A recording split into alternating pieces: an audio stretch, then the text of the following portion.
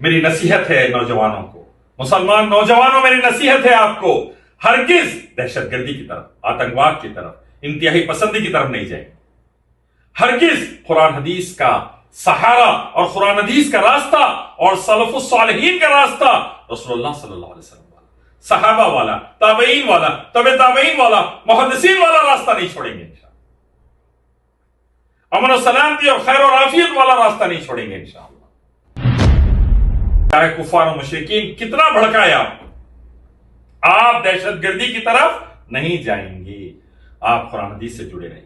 علماء سے جڑے رہیں گے، علماء حق سے جڑے رہیں گے، علماء ربانی سے جڑے رہیں گے، اور مسلم حکمرانوں کے ساتھ جڑے رہیں گے، ان کے ہر حسنات میں خیر میں ساتھ دیں گے، اپنے ملکوں میں امن و سلامتی کی کوشش کریں گے، توحید و سنت و شریعت کی دعوت دیں گے، شرک و بدعت اور حرام سے روکیں گے، ظلم سے روکیں گے، اور اپن دہشت گردی کی طرف نہیں جائیں گے انشاءاللہ، نہیں جائیں۔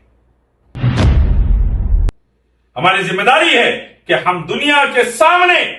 جو اسلام کے دشمن ہیں ان کی دہشت گردی کو ایکسپوز کریں، جو معصوموں کو وہ مار رہے ہیں،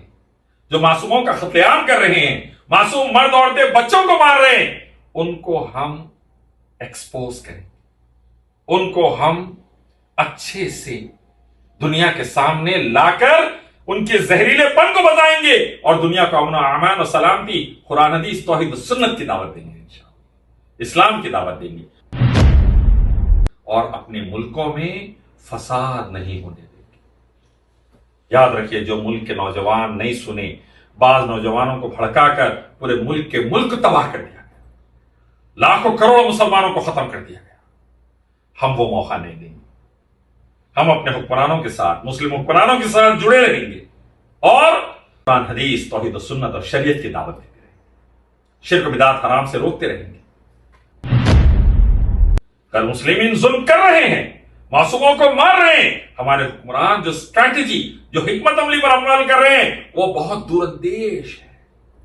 الحمدللہ نوح علیہ السلام سے لے کے محمد صلی اللہ علیہ وسلم تک، محمد صلی اللہ علیہ وسلم سے لے کے آج تک کئی دشمنان اسلام اٹھے، اللہ نے ذلیل کر کے رکھ دیا سب کو، اسلام پھل پھول رہا ہے، مسلمان پھیل رہے ہیں الحمدللہ۔ 200 کروڑ مسلمانوں میں سے 150 کروڑ سے زیادہ نوجوان ہیں الحمدللہ۔ آپ لوگ طاقت ہے، امن و سلامتی دنیا کے لیے عام طور پر، مسلم ملکوں کے لیے خاص طور پر، تو توحید و سنت سے جڑے رہیں گے، شریعت سے جڑے رہیں گے، ہمارے حکمرانوں کے ساتھ جڑے رہیں گے، علماء ربانی کے ساتھ جڑے رہیں گے، مکی مدنی علماء کے ساتھ جڑے رہیں گے، اور ہرگز بھی ہرگز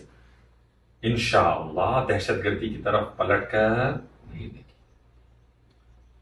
حسنات میں ہمارے حکمرانوں کا برابر ساتھ دیں گے۔